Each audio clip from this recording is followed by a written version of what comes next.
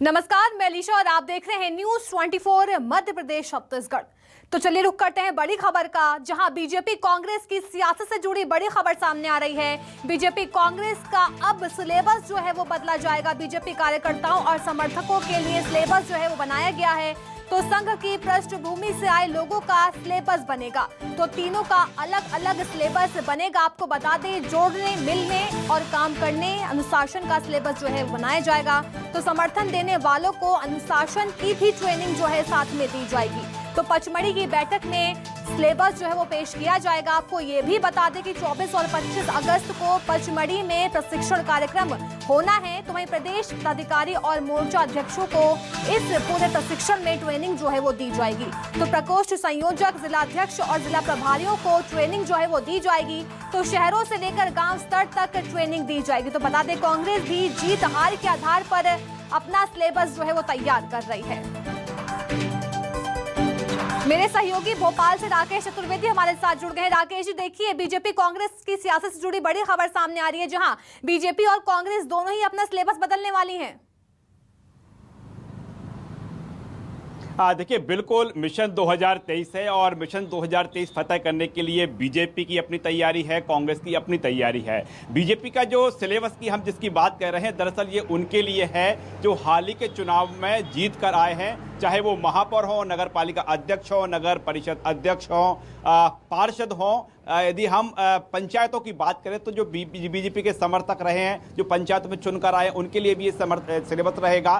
Syllabus की बात करें तो जो बीजेपी ने अपनी जो खाका तैयार किया है, जो प्रशिक्षण दिया जाएगा, वो इस तरह का रहेगा कि जो बीजेपी के कोर पदाधिकारी हैं उनके लिए ये प्रशिक्षण रहेगा कि नए लोगों को जोड़ना है, नए लोगों को पार्टी में लाना है। संघ की पृष्ठभूमि से या दूसरी जगह से आए हैं, उनके लिए खास रहेगा कि बीजेपी का जो एक क्राइटेरिया है कि मिलकर काम करने का जो फॉर्मूला है, उस फॉर्मूले में फिट बैठ सके। कई पदाधिकारी ऐसे भी हैं जो बीजेपी से बागी हुए थे, जिनको टिकट नहीं। जी राकेश जी, मैं आपके पास दोबारा आऊंगी, लेकिन इसी बीच बीजेपी से रजनीश अग्रवाल हमारे साथ जुड़ गए हैं, प्रदेश मंत्री हैं। सर, आपका बहुत बहुत स्वागत है न्यूज 24 मध्य प्रदेश छत्तीसगढ़ पर। सर, मैं आपसे पूछना चाहूंगी कि आपका सिलेबस जो है वो बदलने वाला है। अगर दूसरे शब्दों में कहें तो काम करने का तरीका जो है और काम का बंटवारा जो है वो किया जाने वाला है, और किस रणनीति के आधार पर किया जाएगा ये काम?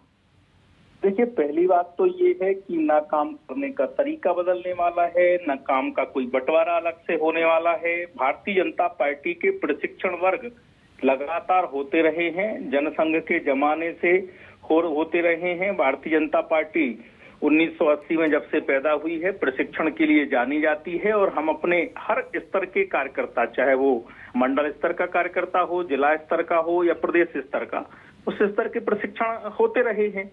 और हमारी कार्य पद्धति क्या है, हमारी विचारधारा क्या है, हमें कैसे काम करना चाहिए, ये जो हमारी पद्धति सदियों से चली आई है, और उसी के आधार पर तमाम प्रकार के विषयों पर केंद्र की सरकार की नीतियां क्या हैं, योजनाएं क्या हैं, मध्य प्रदेश सरकार की उपलब्धियां क्या हैं, हमने किस प्रकार सांस्कृतिक राष्ट्रवाद विचारधारा को आगे बढ़ाने का काम किया है, सांस्कृतिक प्रादुर्भाव कैसे हुआ है। आज के दौर में जो मीडिया के अलग अलग डायमेंशंस बने हैं, मीडिया, सोशल मीडिया, आईटी, ये तमाम इनके साथ में कैसे हम अपने संगठन को मजबूत कर सकते हैं, ये तमाम पक्ष रहते हैं। और उसी के आधार पर प्रशिक्षण वर्ग संपन्न होता है। इसलिए जो कार्यकर्ता का स्तर जैसा होता है, उस स्तर के अनुरूप प्रशिक्षण का सिलेबस तैयार होता है। और सिलेबस के हिसाब से जो हमारे उस विषयों के जानकार हमारे नेता होते हैं, वो उस पर प्रशिक्षण करते हैं।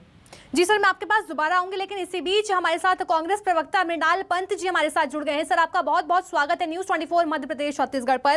सर, आपका सिलेबस बदलने वाला है। अब जीत और हार के हिसाब से काम जो है वो तय होंगे, तो इस बदलाव की वजह क्या सामने आ रही है? हर राजनीतिक दल अलग अलग समय पे परिस्थितियों के अनुरूप अपने कार्यक्रमों का और अपने कार्यकर्ताओं को दिए जाने वाले दिशा निर्देशों का निर्धारण करता है। एक साल बाद मध्य प्रदेश के विधानसभा के चुनाव भी हैं, और इसलिए जब हम 25 तारीख को एक साथ बैठक में बैठेंगे, तो मैं अपने कार्यकर्ताओं का संवाद कर इस बात को नीचे तक ले जाने पर विचार करेंगे कि किस तरह से कमलनाथ जी के नेतृत्व में मध्य प्रदेश में एक सरकार बनी थी जो जनता को उसके अधिकार देना चाहती थी, राहत देना चाहती थी, और मध्य प्रदेश को विकास की ओर आगे ले जाना चाहती थी। लेकिन पिछले 2 साल में जब से भारतीय जनता पार्टी ने पैसे के बल पर मध्य प्रदेश में सत्ता परिवर्तन किया है, आज की वो गति रुक गई है। मध्य प्रदेश की स्थिति बदल गई है। महिलाओं के अत्याचार में, आदिवासियों के विरुद्ध अत्याचार में मध्य प्रदेश नंबर 1 होता जा रहा है। हाल की घटनाओं को देखें तो भ्रष्टाचार में मध्य प्रदेश देश में सबसे आगे प्रथम पंक्ति में खड़ा हुआ है। ये सब मुद्दे ऐसे हैं जो प्रदेश के लिए चिंता की बात है, और इन सब मसलों पर जनता को जागृत करने के लिए किस तरह से अभियान चलाया जाए, इस पर हम विचार विमर्श करना चाहते हैं। हमारे भारतीय जनता पार्टी के साथी ने भी बहुत अच्छी बातें कही, ये उनकी पार्टी का आंतरिक मामला है। लेकिन मैं इतना जरूर अनुरोध करना चाहूंगा कि अब आजादी के अमृत पर्व को जहां प्रधानमंत्री जी के नेतृत्व में पूरा देश मना रहा है, वहां कृपा करके अपने प्रशिक्षण वर्ग में ये भी बताएं कि हिंदुस्तान में असली और आखिरी आक्रांता अंग्रेज थे, और उन अंग्रेजों के खिलाफ किस तरह से भारतीय राष्ट्रीय कांग्रेस के नेतृत्व में सब लोगों ने लड़ाई लड़ी और ये आजादी पाई। इस आजादी में कि एक धर्म नहीं, एक वर्ग नहीं, लेकिन हिंदुस्तान के सभी लोगों का एक साथ महत्वपूर्ण भूमिका अदा की है, और ये हमारी साझी विरासत है। ये साझी विरासत ही देश को बनाती है।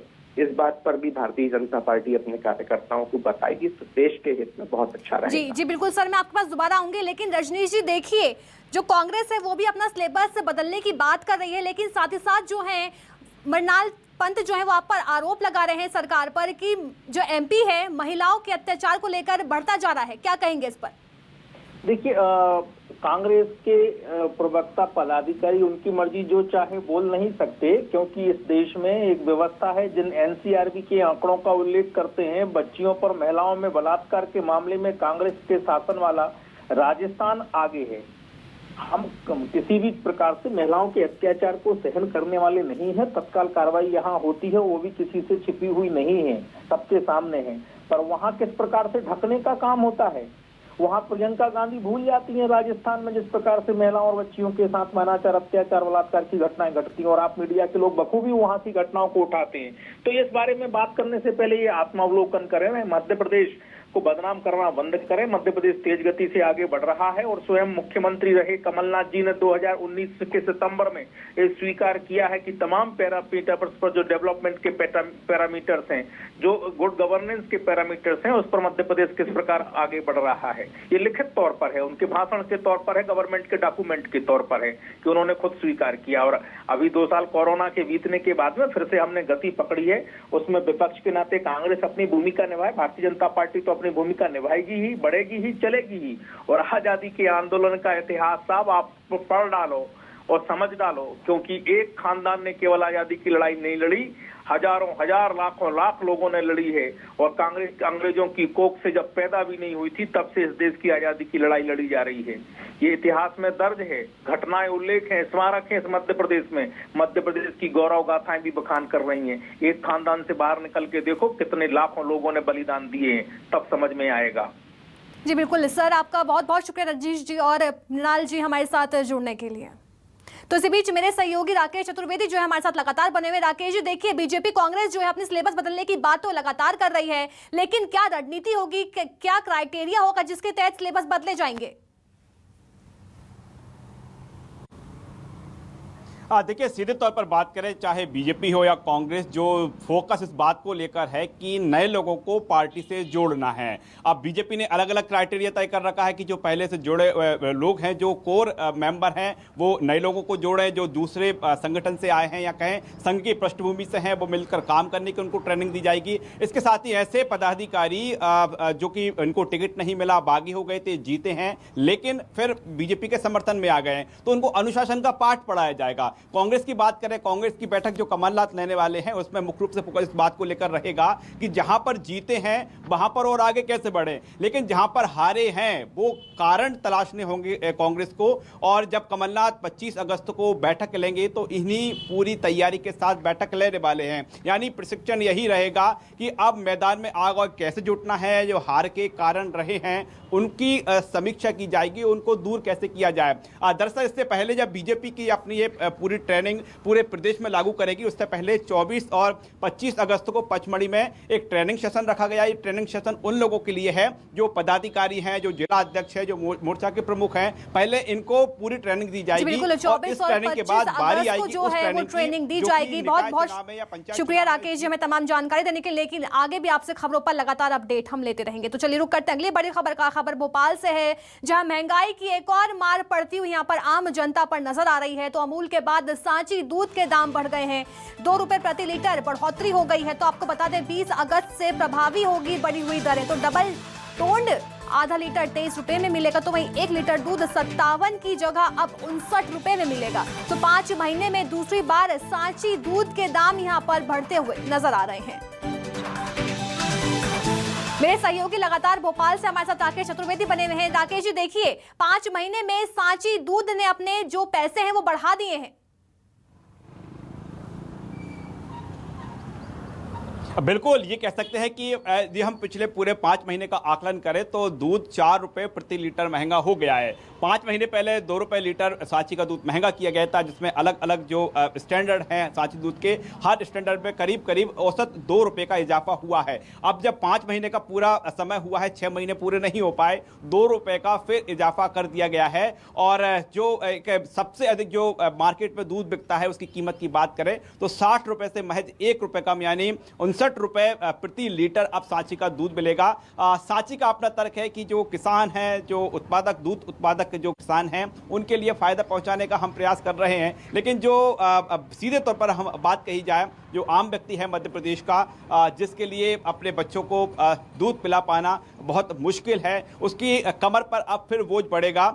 सांची दूध संघ ये बराबर ये कहता आया है कि घाटे में जो है दूध संघ को नहीं भेजना है। किसानों का उत्पादन जो जिस तरह से बढ़ रहा है, उनको उसका लाभ मिल सके, उत्पादन के बदले उनको राशि दी जा सके, उनका पैसा बढ़ाया जा सके, इसलिए बढ़ाए जा रहे हैं। लेकिन समूचे मध्य प्रदेश में जो सांची दुग्ध संघ के उपभोक्ता हैं, उन पर यह सीधी मार पड़ने वाली है और अब उनको 2 रुपए प्रति लीटर दूध महंगा मिलेगा। जी बिल्कुल, साफ तौर पर देखा जा सकता है कि आम जनता की जेब पर ये महंगाई का एक और झटका जो है वो पड़ता हुआ नजर आ रहा है। बहुत बहुत शुक्रिया राकेश जी हमें तमाम जानकारी देने के लिए।